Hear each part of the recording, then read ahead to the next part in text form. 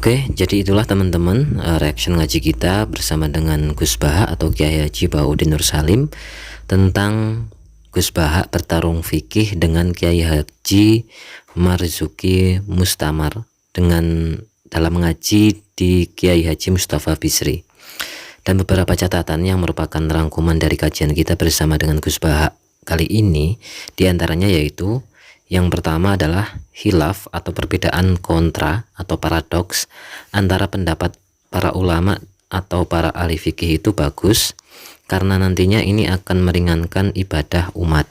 Khilaf membuat sudut pandang yang luas dan tidak langsung menghukumi salah pada pendapat yang lain. Sebagaimana Kiai Haji Hasyim Asy'ari berbeda pendapat dengan Kiai Haji Fakih Mas Kumambang terkait penggunaan kentongan dan beduk untuk tanda waktu memasuki masa sholat fardu, sehingga khilaf menjadi memperbolehkan bagi umat untuk memakai fikih yang mana atau memakai fatwa yang mana. Yang pakai pentongan dan beduk ya boleh, yang tidak memakai beduk dan kentongan ya juga boleh. Sejak dulu khilaf menjadi rujukan fikih yang baik karena memperbanyak sudut pandang. Kemudian, seni menjadi kiai adalah seni agar dicari kesalahannya dalam berfatwa, sehingga ketika disajikan kesalahannya, membuat kiai cerdas karena akan menyajikan alasan atau dasar hukum fikihnya, dan dengan itu maka sudut pandang dari keilmuannya akan semakin luas dan bisa tersaji kepada masyarakat atau umat. Gus Baha sering dan senang mencarikan hukum fikih untuk meringankan cara ibadah bagi masyarakat umum dengan cara membaca dan mempelajari banyak sekali kitab-kitab fikih dengan tujuan mencarikan peluang-peluang dasar hukum dalam beribadah yang paling mungkin bisa dilakukan oleh masyarakat secara banyak atau dilakukan oleh masyarakat banyak masyarakat yang ringan-ringan saja. Karena dengan yang ringan itu maka potensi untuk bisa dilakukan itu lebih banyak atau lebih luas gitu. Kemudian supaya ilmu itu hidup maka kiai harus ada yang bermental petarung seperti halnya Kiai Marzuki Mustamar, agar ilmu fikih juga ada yang tegas. Ijtihad itu mau nggak mau ya harus dilakukan, karena dalam ranah ijtihad ini sudut pandangnya akan banyak. Sebagaimana dulu ada orang ataupun ada sahabat Nabi yang cinta kepada Nabi itu dengan memandang wajah Nabi terus-menerus sampai bisa menceritakan secara detail dan ingin bertemu dengan Rasulullah ataupun dengan Nabi ini secara terus-menerus, ingin berada di samping beliau terus. Tapi ada juga yang wujud cintanya sahabat kepada Nabi malah justru sampai tidak mau memandang Nabi dan tidak pernah sowan kepada Nabi karena takut mengganggu Nabi atau menghormati privasi dari Rasulullah SAW. Ada juga yang kelak di akhirat itu ada yang ingin melihat Allah karena sangat mencintai Allah, tapi ada juga yang cinta kepada Allah ini dengan cara tidak mau melihat Allah karena merasa tidak pantas. Ya, semuanya tetap benar karena ini adalah ranah ijtihad atau ranah khilaf tadi. Kemudian Gus Baha itu benar-benar dalam kajian forum kali ini atau forum kajian di sini itu benar-benar menggojlok Kiai Marzuki Mustamar ya, karena memang sangat keras sekali gojlokannya.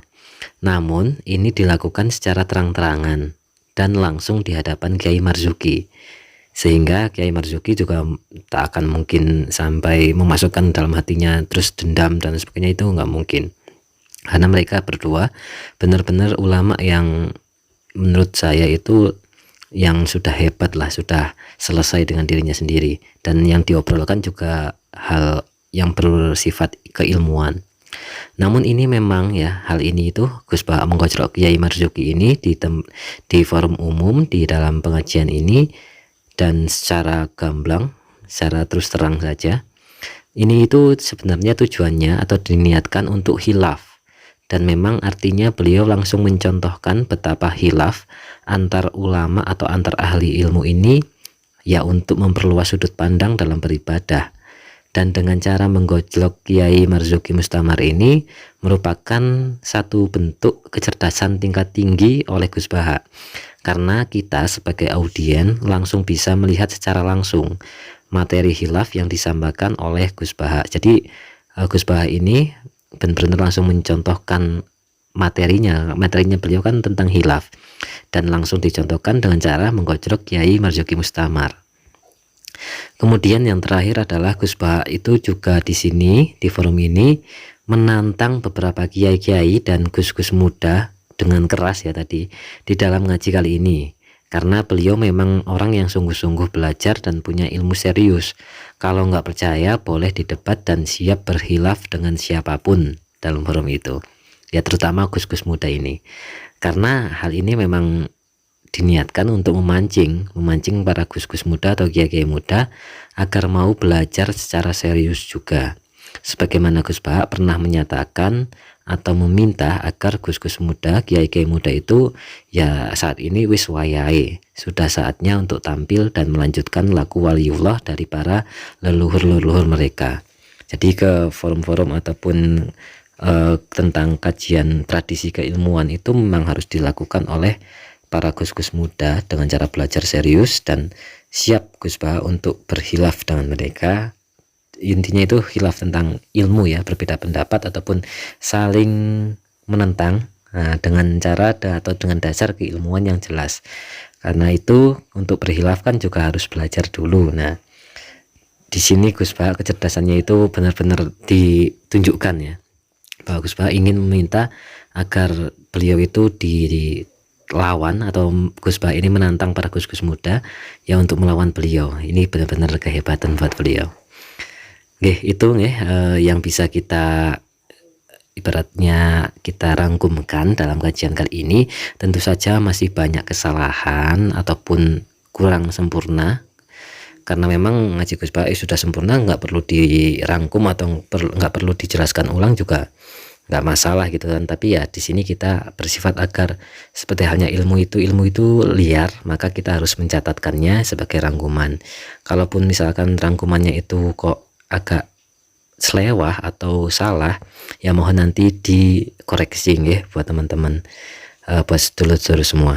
Mungkin itu saja nih teman-teman yang bisa kita catatkan dalam rangkuman ngaji kita bersama dengan Gus Baha kali ini. Semoga bisa menjadikan kita sebagai penerima ilmu yang bermanfaat dunia akhirat.